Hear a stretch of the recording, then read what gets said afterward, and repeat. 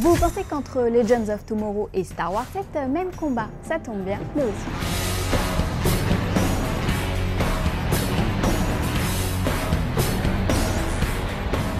Au programme aujourd'hui, Punisher, Spielberg, Resident Evil, mais tout de suite, place aux news en bref. Vous le savez, Anthony Hopkins sera au générique de Transformers The Last Knight, 5e volet de la saga actuellement en tournage. Et il sera accompagné d'un chien, comme vous pouvez le constater sur ce making-of dévoilé récemment.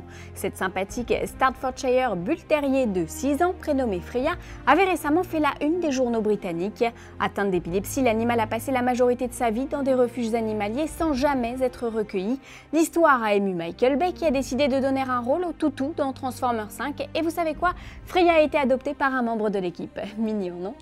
Après Warcraft, Duncan Jones travaille déjà sur son nouveau film Mute, opus SF qu'il porte depuis plus de 10 ans. Mute prend pour cadre un Berlin futuriste où l'on suit le destin d'un barman muet, d'où le titre, campé par Alexander Skarsgård. Le tournage du film, décrit comme un Casablanca de la science-fiction, devrait démarrer cette semaine. On s'en reparle donc très vite.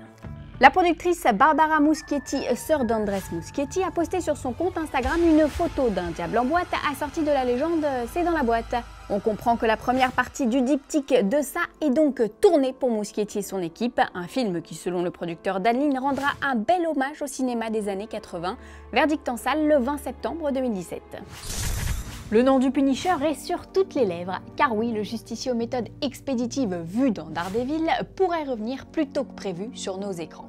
Alors tout part du Comic-Con de New York.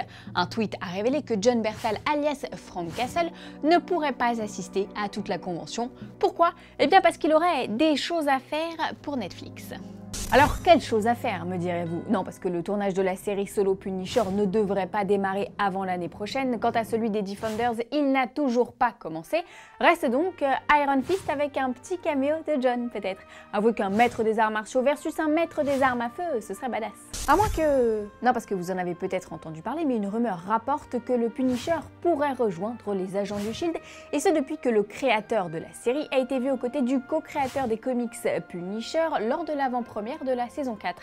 Alors pour l'instant on ne s'enflamme pas, surtout que tout ceci n'a strictement rien à voir avec Netflix, mais sur le papier cette idée a du sens et ce pour deux raisons.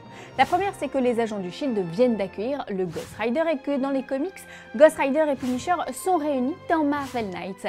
La seconde, c'est que, souvenez-vous, lors de la saison 2 d'Agents du Shield, Daisy avait un ami hacker prénommé Micro et qu'à la fin de Daredevil, on voyait le Punisher récupérer un CD sur lequel il y avait écrit Micro.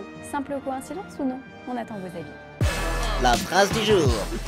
It's like doing an Elvis impersonation of something. À votre avis, de quoi parle Tim Burton? Des derniers rôles de Johnny Depp, des enfants particuliers de Miss Peregrine ou des Batman qui ont succédé à Michael Keaton?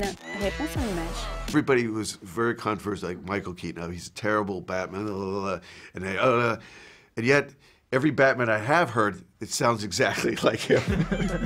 Bon, même s'il avoue ne pas avoir vu Ben Affleck dans le rôle, il n'y va pas avec le dos de la cuillère quand il balance Tim. Bref, vous pourrez bientôt le retrouver dans les salles avec Miss Peregrine et les enfants particuliers qu'il décrit comme un anti-film de super-héros.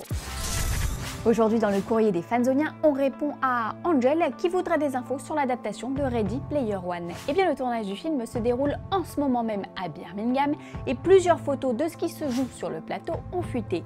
Rappelons que l'histoire se déroule dans un monde où la réalité virtuelle a pris le dessus et on y suit le jeune Wade Watts lancé en pleine chasse au trésor digital.